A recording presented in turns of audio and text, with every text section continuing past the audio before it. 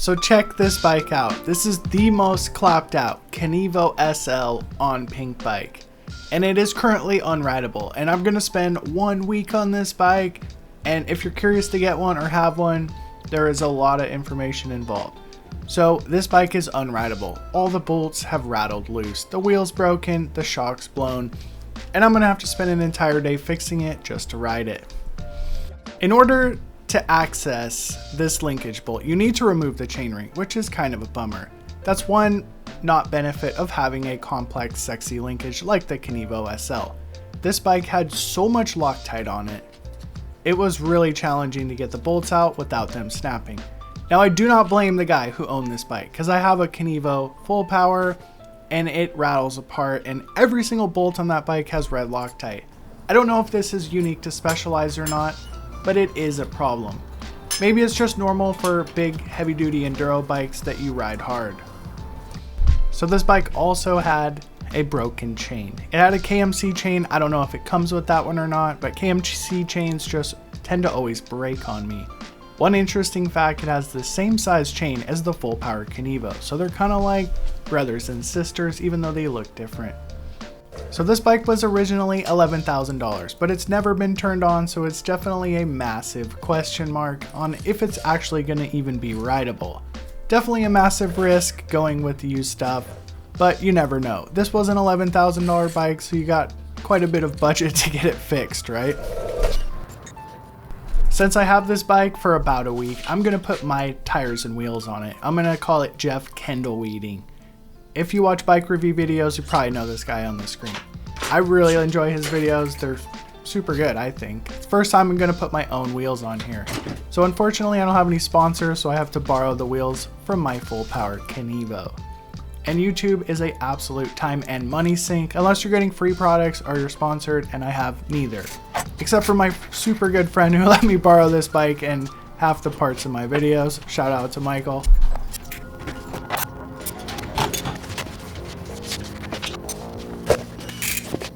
So moment of truth, does the motor work?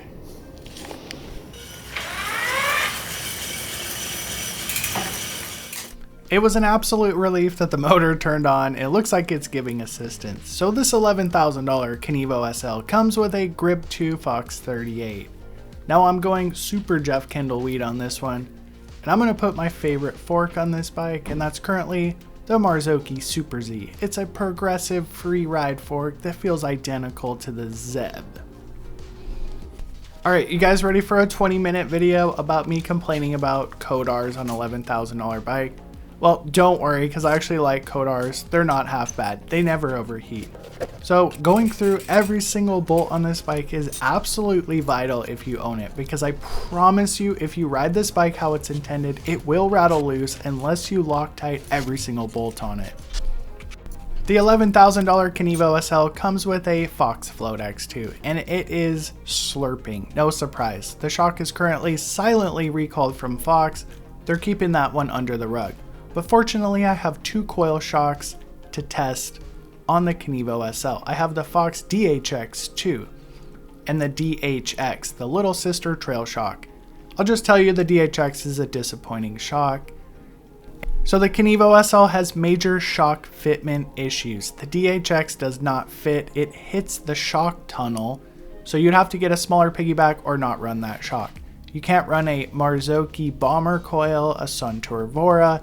Any shock with a long piggyback is not going to fit in the Kenevo SL.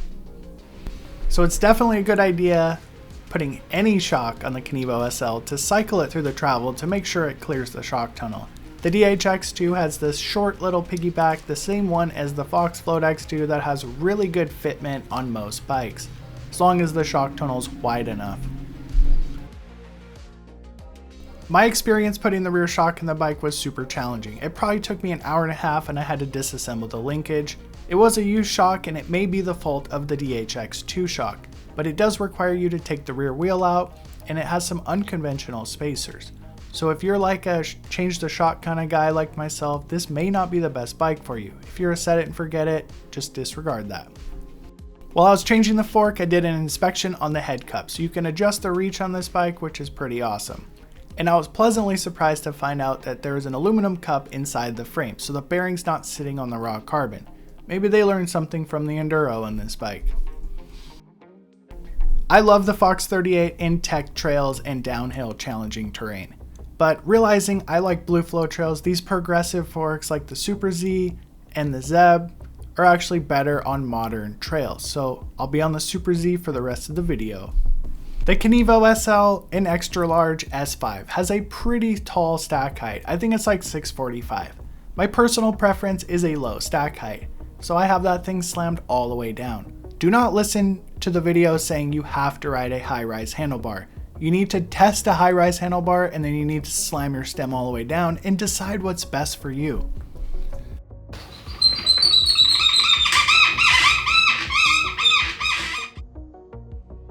Like I told you, this is the most clapped out bike you could possibly find. And if you thought I was gonna get away with just putting a new chain and tightening the bolts, you're wrong. This bike has massive creaks. A complex linkage in the back is gonna have some creaks in the long run. This is like the mega long-term review video.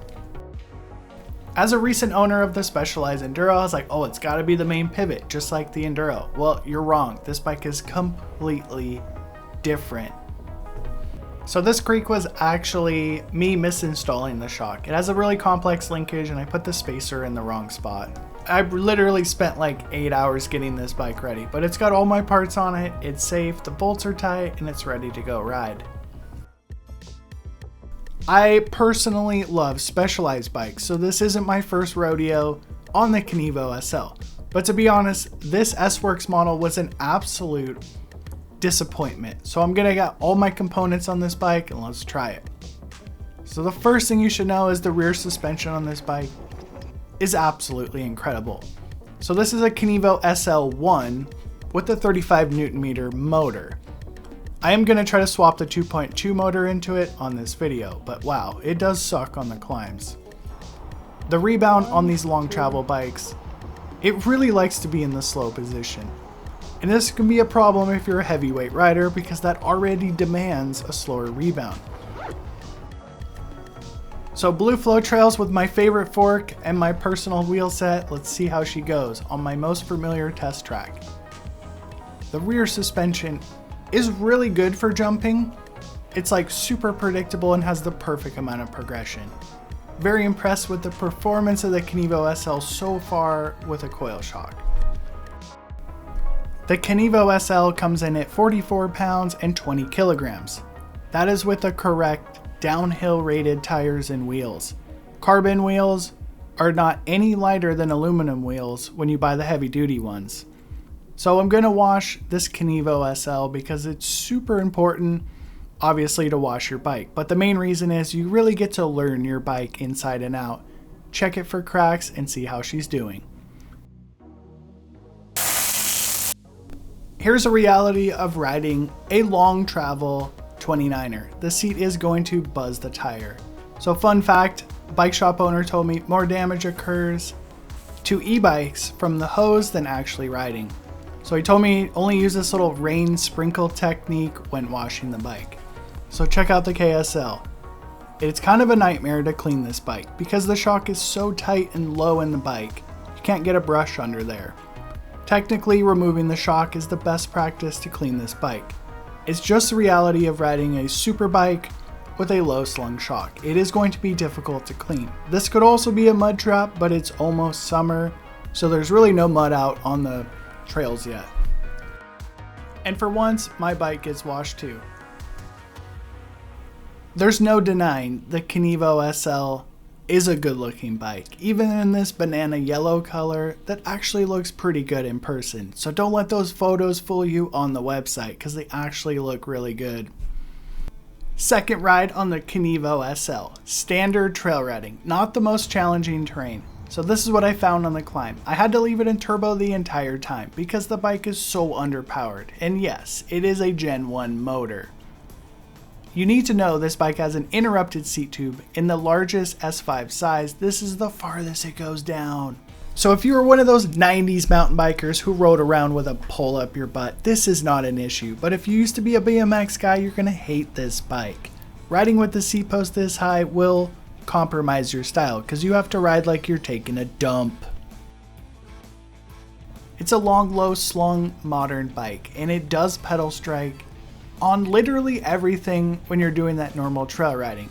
Point it downhill, it's absolutely amazing. The Kenevo SL, it needs challenging terrain. Fortunately, I got a whole bunch of it next to my house, so let's head into the high country and see how she does on the nastiest tech trails. The Kenevo SL weighing 44 pounds, 12 pounds lighter than my full power Kenevo. It is a lot easier to transport, but you are compromised on the climbs. I am 230 pounds, about 100 kilos, and you can expect 2,000 feet of climbing or 300 meters. But remember, you don't buy this bike to go uphill, you buy it to go down. This is a super challenging tech trail. Like, riding a dual crown fork on this trail is really fun. And I can tell you the Kenevo SL in the most challenging terrain is an absolute standout. Like, the terrain disappears underneath you and it gives you superpowers in the rock gardens. Usually I'm like dabbing, putting a foot down, taking a break, walking a section. Absolutely none of that on the Kenevo SL. This bike is an absolute super bike that's glued to the ground at all times. It should have came with a coil shock because it rides absolutely amazing with that DHX2. To unlock this bike's superpowers, you need to be in the full race position and super active on the bike. I am not the most fit guy out there and it is super taxing. It's also super rewarding. It's kind of this double-edged sword of the best bike I've ever rode on downhill trails and the most tiring. Comparing the Kenevo SL to my full power Kenevo. Well, the Kenevo SL is a wildly different bike. It has a better rear suspension platform, but it does take more of your energy. One thing I really do like about the SL bike, it's very friendly to standing up on the pedals, just like your Amish bike.